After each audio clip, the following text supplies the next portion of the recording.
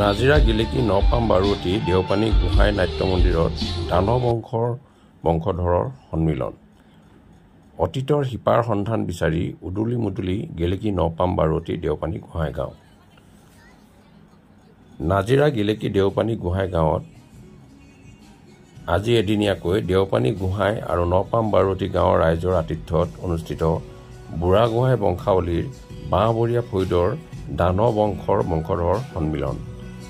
বৰ অসমৰ ভেটি গৰুতা চাওলুং চুকাফা উপৰিপুৰুষ আতন বুঢ়াগোহাঁইক স্মৰণ কৰি অতীতৰ শিপা সন্ধান বিচাৰি এই দানৱ বংশৰ বংশধৰ সন্মিলন অনুষ্ঠিত হয়। বিভিন্ন প্ৰান্তৰ দানৱ বংশৰ বংশধৰৰ শতাধিক লোকৰ উপস্থিতিত এক উদুলি মুদুলি পৰিৱেশে বিৰাজ কৰে গিলেকী নপাম বাৰুৱতী দেওপানী গোহাঁই নাট্য মন্দিৰত। এই বংশধৰ সন্মিলনতেই দানৱ বংশৰ বিভিন্ন পৌৰাণিক সামগ্ৰী সাঁচিপাত গামখাৰু দোলা মুগা মেখেলা এখনি প্ৰদৰ্শনীও অনুষ্ঠিত হয়। Bureau' report Patkai TV.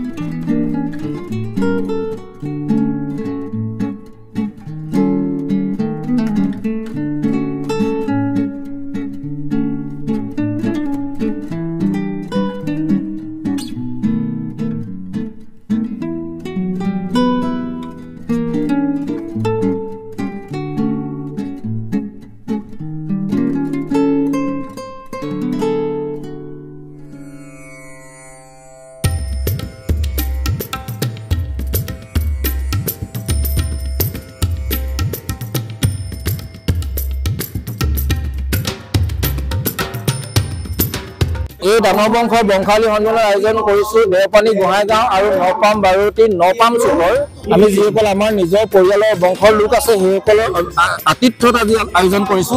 আৰু তাৰ বাবে আমি বিভিন্ন ঠাইলৈ গৈ আমি আমাৰ নিজৰ বংশৰ লোকসকলক বিচাৰি গৈছিলো। অসমৰ বিভিন্ন প্ৰান্তৰ নাগালেণ্ডৰ পৰা আহিছে এজন, আৰু তাৰোপৰি গোলাঘাটৰ পৰা আহিছে, মাহমৰাৰ পৰা আহিছে, টিংখাঙৰ পৰা আহিছে, নামৰূপৰ পৰা আহিছে। তেনেধৰণে অসমৰ বিভিন্ন ঠাইৰ পৰা ইতিমধ্যে প্ৰতিনিধি আমাৰ মাজত আছে। আৰু তেখেতসকলে এতিয়া আমি আশা কৰিছো আৰু তেখেতসকলৰ যোগেদি আৰু য'ত য'ত আমাৰ দানৱ বংশৰ লোক আছে সকলোৱে একত্ৰিত কৰিব পাৰিম। বুঢ়াগোহাঁই বংশ হিচাপে আতনৰ বুঢ়াগোহাঁইৰ পুত্ৰ কলিয়ামৰা দানৱৰ ফালৰ আমি দানৱ বংশৰ লোক হয়। অসমৰ বিভিন্ন ঠাইত দানৱ বংশৰ লোক আছে। দানৱ শব্দটো শুনিবলৈ বেয়া বাবে বহু মানুহে দানৱ শব্দটো উপাধিটো এৰি বেলেগ বেলেগ উপাধি লিখিবলৈ ল'লে। আৰু কিন্তু যিহেতু আমি দানৱৰ বংশৰ লোক হয়, গতিকে নিজৰ ইতিহাস আৰু ঐতিহ্য বিচাৰি উলিয়াব লাগিব। সেয়েহে অসমৰ বিভিন্ন ঠাইত দানৱ বংশৰ লোকসকলক বিচাৰি একত্ৰিত কৰা মানুহে আমি ইয়াত এইবাৰ দানৱ বংশৰ বংশধৰ সন্মিলন আয়োজন কৰিছো। আৰু এই ইতিহাস কেৱল এতিয়াৰ নহয়, ইয়াৰ আজিৰ পৰা প্ৰায় 113 বছৰ আগতে আমাৰ দেওপানী গোহাঁই গাঁৱৰ বৰ নামঘৰত বংশাৱলী দানৱ বংশৰ বংশাৱলী অনুষ্ঠিত হৈছিল।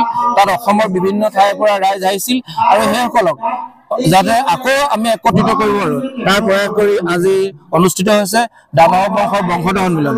এই বংশধৰ সন্মিলনতে এখন কেন্দ্ৰীয় সমিতি গঠন হৈছে আৰু সেই কেন্দ্ৰীয় সমিতিখনে পুৰুষনামা সম্পূৰ্ণ কৰি এখনি পূৰ্ণাংগ বংশাৱলী আয়োজন কৰিব।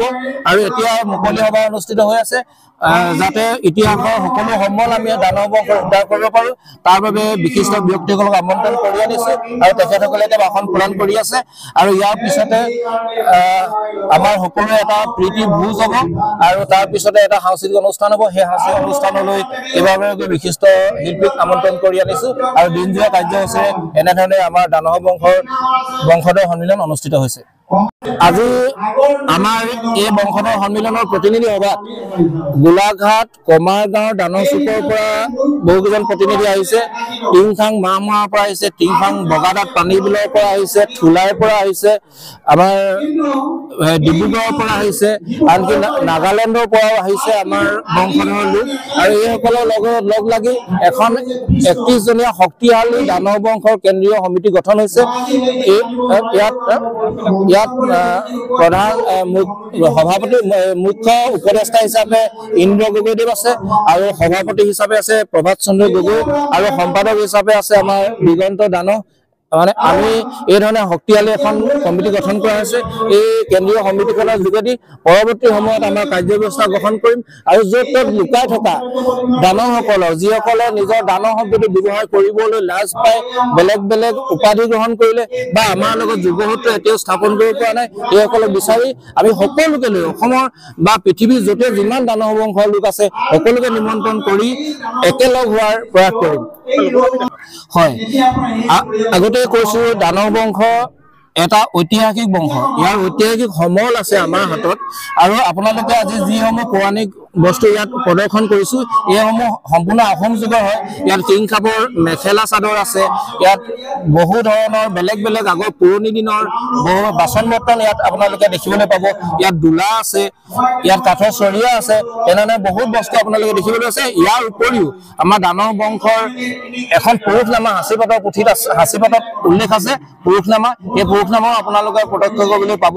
আৰু তাৰ উপৰিও আগৰ যি 113 বছৰ আগতে 1912 চনত আমাৰ ইয়াত যি বংশাৱলী অনুষ্ঠিত হৈছিল, সেই বংশাৱলীৰ সম্পূৰ্ণ কাৰ্যবিৱৰণী আমাৰ হাতত মজুত আছে এতিয়া।